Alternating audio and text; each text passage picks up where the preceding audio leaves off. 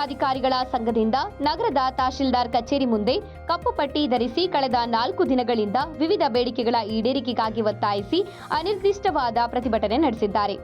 ಗ್ರಾಮಾಡಳಿತ ಕ್ಷೇಮಾಭಿವೃದ್ಧಿ ಸಂಘದ ಅಧ್ಯಕ್ಷ ಪ್ರಕಾಶ್ ಮಾತನಾಡಿದರು. ಇನ್ನು ತಹಶೀಲ್ದಾರ್ ರೆಹನ್ ಪಾಷಾ ಮಾತನಾಡಿ, ನಿಮ್ಮ ನ್ಯಾಯಯುತ ಬೇಡಿಕೆಯನ್ನ ಪೂರೈಸಿಕೊಳ್ಳಿ, ಆದರೆ ಇದರ ಮಧ್ಯೆ ಸಾರ್ವಜನಿಕರನ್ನ ಕಚೇರಿಗೆ ಅಲೆದಾಡಿಸದೆ ಅವರ ಕೆಲಸಗಳನ್ನ ಮಾಡಿಕೊಡಿ ಎಂದು ಮನವಿ ಮಾಡಿದ್ದಾರೆ.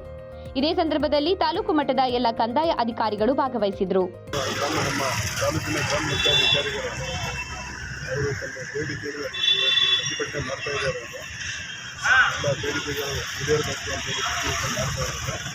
ಈಗ ನಾನು ಅವರಿಗೆ ಮನವೊಲಿಸಕ್ಕೆ ಬಂದಿದ್ದೀನಿ.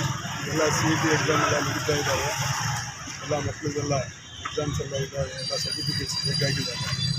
ನಮ್ದೇನಿದೆಯೋ ಬಂದು ಕುತ್ಕೊಂಡು ಮಾತಾಡಿ ಆಮೇಲೆ ಬಗೆಹರಿಸೋಣ, ಕೆಲಸ ಮಾಡಿ ಅಂತ ಹೇಳಕ್ಕೆ ಬಂದಿದ್ದೀನಿ.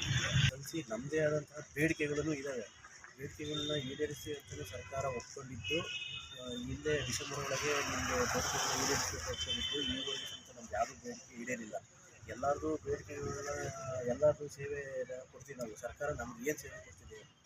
ಇಷ್ಟು ದಿನ ನಾವು ಏನು ಸೇವೆ ಕೊಡೋದಲ್ಲ, ಇಷ್ಟೆಲ್ಲ ನಾವು ಸೇವೆ ಮಾಡಿದ್ದೀವಿ. ಈಗ ನಾವು ಕೇಳ್ತಿರೋದು ಇಷ್ಟೇ, ನಾವು ಕೆಲಸ ಮಾಡ್ತೀವಿ, ನಮಗೆ ಸೌಲಭ್ಯ ಕೊಟ್ಟು ನಮಗೂ ಹೆಂಡತಿ ಮಕ್ಕಳು ಇರ್ತಾರೆ, ಅವ್ರ ಮಕ್ಕಳು ಈಗ ಎಜುಕೇಷನ್ ಹಾಳಾಗೋಗುತ್ತೆ ಅಂದರೆ